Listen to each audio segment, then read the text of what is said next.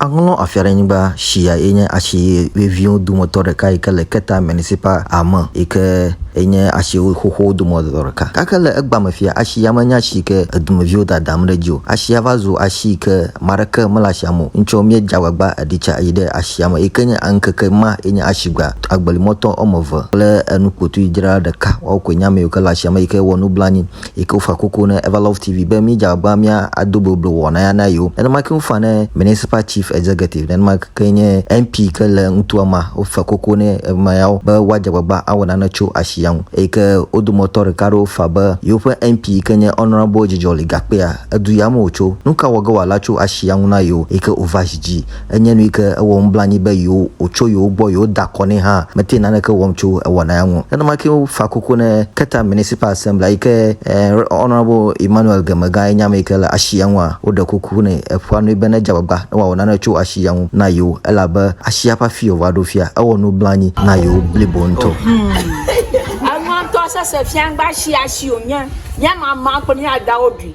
kaka fifi ashi agban ashi ajo irepota ba do hon gban aronya quarter to 1 yi ko mi ba le jo mako yi ba fupam aba shi me mi ko ran won fi ko ran mi azio ise mi fi ba shi anyi yi ba fupam ta assembly ne pere mi anchi okpo mi apam ba nyo aga na vi ko mi ha mi nya wo pere mi anchi avoniamu asiano ba ogbado no ba ogbado ko America ma baba da pa mi amato han le onyam amaton ka mi de kuku na assembly to bro no po mi amontori arafu o ka garashi an ga ka ngogbo to guga nyam va le tafia hafupom yeho mi de kuku no ngogbo to ha duga bare ona voniamu ona bususu ona butama ona trusura mi anti ba no po mi agbore oko gafa ko wo nwana mi Magbona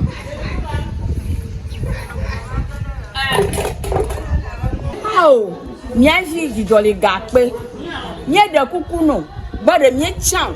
ba na wo nana na duya ga ka va sa fifia mi ma to trora kan pom le me ba gbono no mu ta mi de kuku no na ne mi ba na ona mi ta mi to do daro tare va mi anu na va gba ko na ogba ona mi na yo sisi ova mi adia sia na ma nyo to du ya ma vore du atoko akotoga ta mi de kuku no va mi anu dro ashisha do motor ka afa koko agbana Everlove TV be ona jagba wa ona na chudon ike yakpo nu tefe ile ke anu ka jo afi Anglo afiranyi bashia ayitoa adamana Everlove TV ala kude ale ke nwa jo chogomo jaja ike naba amohuide bota la ka popo yama la siama ma no sharincha wiye jo asia va pa enya ba ticket nya ko ko sanwa ticket ya shishi over ko bal mo na ibe nya nya dra nya bia share ticket ko la ba awo e ma nya ji po na wo agba ko be e ma ji po go ta ga yo ko hoge la ta ma la zu jana driver plan ashisho nma e ji ko o ha bu ga ko bo ko gbaju e ko te be na amo nya ni ko yin kini nya wa plan ko ye ko ta ya be plan wo yena si agbana ni no notre chef yang nani asenari nani nyem blani wa ma chiama mblani nya o nya ju mu ko no ru nye be kuku si akuna Jijoli Gakpe bare na fanani o para nyam nyam pana yi asana yi fona ni lo asama ga da moto o yi na ni lo apa agbe asi agbe ye gbali moto nya moto ke no yi agba America ma bo nya ma vo ke ba la hie nyem blani won asia ma ri mo ba yi won plaga na mi o tanye re kuku nye to mi o ma wula fo ene ta na re kuku nye re kuku ne na ba pa si agbona yin lo apa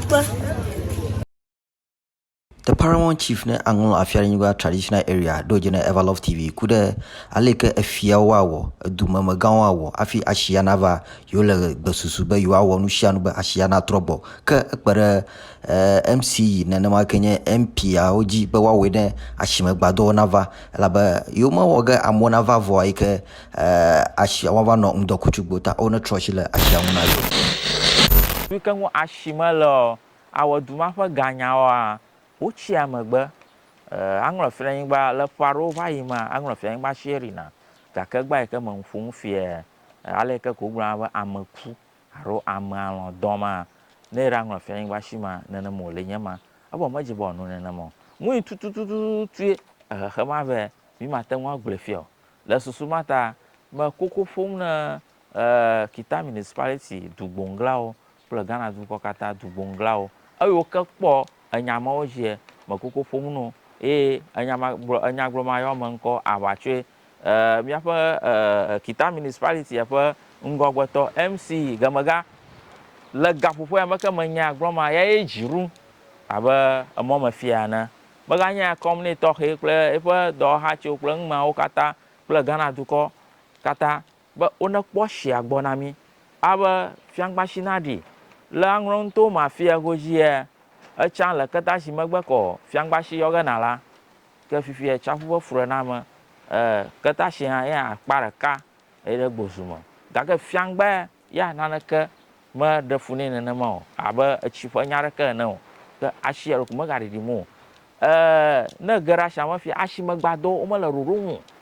alebe ne mía ge ɖe me be ŋke dzɔ be asia megaɖiɖim o hã egba asimegbadɔwo womele ɖoɖo ŋu na sisiwo va si tsa ge ɖe ŋdɔkutsugbe nɔgɔ la gbadɔkpowo le afi ma godzi gbadɔ mele wo dzi o ŋka gbe wòtso o ye hehehe ɖo mía gbɔ abe dugbonglawo ene be ega yi ke age ɖe xema ma etsi kotoku me na ame aɖewo me kuku ya ƒom ne MC Gamega be ame yiwo ƒe kotoku me gamewo tsie ne no ŋgɔgbe abe dugbongla ne Kita municipality ene egama na dogo wokɔ kpo asimegbadɔwo gbɔ na mi asixɔ yiwo ke tugɔ gala gakpe xema hã nuto asixɔ na mi míele klalo ŋusiaŋui ke míawɔ abe dugbonglawo ne traditional authority wo ne be asia na ɖi la míele klalo gake gbagba yi ke me ƒoma na sisiwo va ɖe ŋdɔgbe nɔgɔ la ne tsi dzɔ ɖe etsi me wo ƒoga ta wo ne va kpɔ sixɔwo gbɔ na mi egbe ya si egbe ye gbelimɔtɔ nye me tɔkui nɔ anyi egbe ame ɖeka me vɔ nye me ve koe va le asie nye ŋbla anyi wɔ asia hã meɖiɖi mɔ va yi wɔ ƒle gana mi o ta nye ɖe kuku nye tso miwo mawu la fɔe nɛ ta ne ɖe kuku nye ɖe kuku nɛ ne va kpɔ sia gbɔ na mi lo akpe. Hey, what's up? Like any domia, mi akata mi mo kpɔnkɔ mienya. You don't know Stonebwoy, Everlove TV. Mi alem kurenwe. All right.